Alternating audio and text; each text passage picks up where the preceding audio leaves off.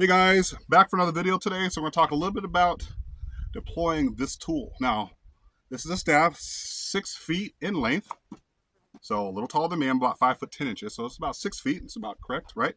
We're going to talk a little bit about deploying this tool in a self-defense situation. Now, a lot of people out there, they like to think that, hey, if I do certain moves, it's going to work in a self-defense situation. Well, I'm going to break it down to you pretty quick. A lot of stuff that you see on social media is not realistic, okay? Now, if I'm in a situation where there's only one attacker, then I probably want to use the length of my staff to defend myself, right? I have more reach.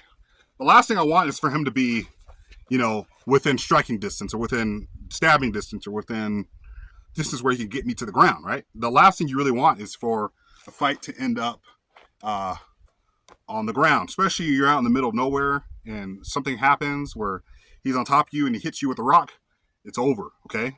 So I want to use the length, the distance that I have between myself and my attacker, and there's a lot of things you can do, right, to leverage keeping someone off of you as well. You maybe try to, get him to stop maybe at first, and if he's just absolutely wild and crazy, a quick crack, or some kind of a hit. It just depends on where you're at, right? You can do a lot with just a staff, right? With just a staff. And as for single opponent, okay? So there's certain things that you can do, right, to keep someone off of you if they're trying to, or let's just say even a wild animal, okay? A wild animal, depending upon the wild animal, this could be used to ward off a wild animal. Now, in that situation, you're probably going to be swinging at it, but this is just a reality, right, of using a stick, especially a long staff or stick in a self-defense situation. I recommend that you know how to at least swing the thing, right, in many different directions, right? There's all kinds of things that you can do to keep someone off of you. Single opponent situation. Now, if it's a double, it's two opponents. You're out in the middle of nowhere, right? And you're hiking, you're doing whatever you're doing, you have your backpack, and sides come out of the brush, and they wanted to attack you. Well, in that situation, I'd probably go for two-handed. Some people call it the Darth Maul style, right? Where you're having to use your staff, right? Right? And you should be able to know how to do in many different directions as well. But like I said, when it comes to self-defense with the staff, it's not the whole cool thing where you're like, all right, I'm going to spin this thing and I'm going to get this person to be confused, and then I'm going to hit them. This isn't a lightsaber. All you got to do is just tap the person. This is a blunt force weapon. So with a blunt force weapon, I need to be able to use this thing against two people, this side with this person and this side with this person. So I can come here, right?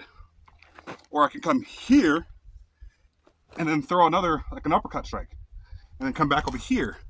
See, that's going to be a little bit quicker than coming here and then trying to swing it and then come back over here when there's two people. I probably have a better chance of defending myself, right? You just know how to do different ways, different methods of how to defend yourself. So all those things are very, very important. So when it comes to stick defense, it's not pretty. Can you get the job done? Do you train? Do you do anything at all to keep yourself ready for that situation, right? That once in a thousand situation where you do get attacked. You're on a trail, animal attacks you, human being attacks you, two human beings attack you, maybe even three. Are you completely defenseless, or are you prepared? Now, last thing I would say is if I'm in a situation like this, right, where I am using a staff, right, I also have a secondary weapon on my person, right? Now this isn't mounted correctly, but for this scenario, I also have a backup scenario. And what I don't want is for someone else to be able to reach and grab that. So I should be able to defend myself well enough to where I can use this thing. And when that gets out of commission, now I can pull out my, whatever other weapon that I have. I prefer to have the weapon with the longest amount of reach, because look at the knife and then look at the stick. At any different length, the stick is always really going to be longer and a better situation than with a knife. Now, a knife's going to be a little deadlier, but it's shorter range, and I can get into trouble potentially quicker at a shorter range. The closer my opponent is to me, there's the more risk of me, getting hit or struck or cut or whatever it is that they may deploy against me. So, in a scenario, I prefer, if I have the ranged weapon, than the shorter weapon. The shorter weapon is going to be a lot more deadly. This isn't like a bill hook or something from the medieval ages. This is something that I can use, pretty quickly. But once again, this is a blunt force weapon, whereas a knife, or even a shorter range knife, right, is going to be much, much shorter. See, look how small this thing is. This thing is pretty tiny, but I can still deploy it if need be. If I'm in a situation, right, where I might need a knife, right, can I deploy it quick enough and I'm able to use this thing in the event that my primary goes down? And it doesn't take a lot of skill. Some people say it takes a mountain of skill to learn how to use a knife. It's really not that difficult, guys. It's just learning a few angles, a few cuts. One of the most main things that you can learn with a knife is to go for the hands, not for the wherever that's on somebody.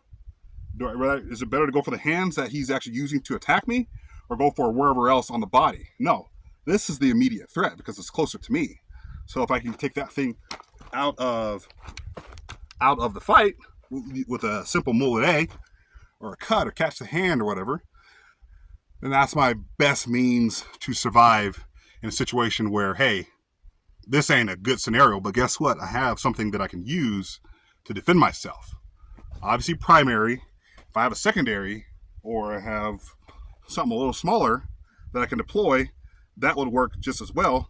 The thing is that you just want to be prepared, and you want to know how to use it at least well enough to where you can defend yourself in a situation where I'm up crap creek, so I better deploy something to defend myself. So that's all I got for you guys today. Hopefully you guys learned something. That's all I got.